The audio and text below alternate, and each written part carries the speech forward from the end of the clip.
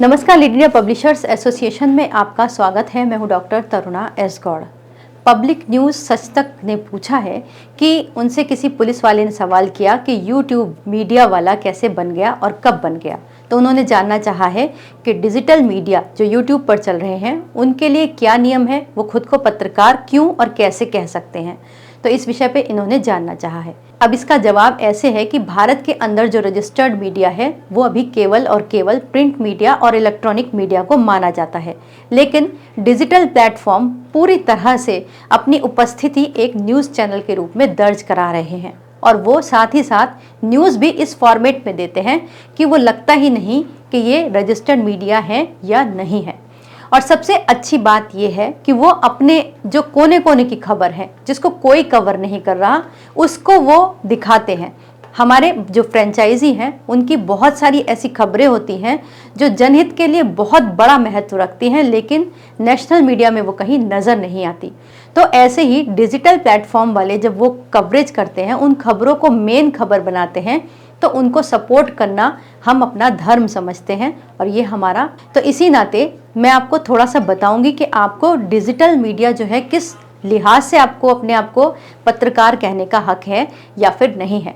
वैसे अगर आप रजिस्टर्ड मीडिया के पत्रकार हैं तो कोई हैसल नहीं, आप कहीं भी जाके कवरेज कर सकते हैं। लेकिन अगर आप खाली डिजिटल प्लेटफॉर्म पर हैं तो 2-3 चीज़ें जान लीजिए, उनको बताइए आप कि कैसे आप पत्रकार बने हुए हैं।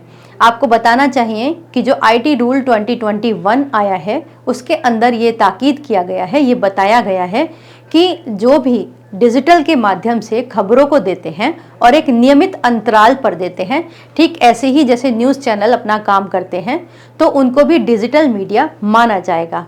लेकिन उनको प्रॉपरली मीडिया नहीं कहेंगे, उन्हें खबर देने के लिए मनाही नहीं की गई। तो अब जब आप वहाँ पे काम करेंगे तो जाहिर सी बात है आप खुद को पत्रकार ही कहेंगे और समझेंगे। तो आप वहाँ पर इस लिहाज से काम कर रहे हैं। साथ ही आपको ये बताना चाहिए कि जो भारत का संविधान है वो बताता है कि भारत के नागरिकों को सूचना से वंचित नहीं रखा जा सकता। और जो हमारा freedom of speech and expression है वो भी ये कहता है कि भारत का जो भी नागरिक है वो अपनी बात कहने सुनने के लिए आज़ाद है और वो किसी भी माध्यम से अपनी बात को कह सकता है। तो आप उसी माध्यम का प्रयोग कर रहे हैं, तो आप संविधान के अंतर्गत ये काम कर रहे हैं।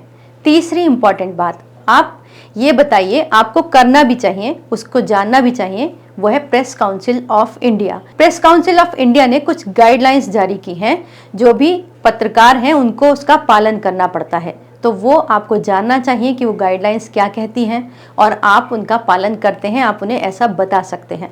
इसके बारे में आपको अगर जानना हो कि प्रेस काउंसिल ऑफ इंडिया क्या है, उसकी गाइडलाइंस क्या है, तो आप हमारे पिछले वीडियोस देख सकते हैं। तो अब जब भी आपसे फील्ड में कोई पुलिस वाला पूछे, तो हालांकि आपका दायरा लिमिटेड है, आपको इस बात को मानना चाहिए कि आप जो मेन स्ट्रीम मीडिया है उसके पत्रकार नहीं हैं, लेकिन आप डिजिटल पत्रकार हैं और आप कह सकते हैं कि भाई हम भी जनहित के लिए काम कर रहे हैं।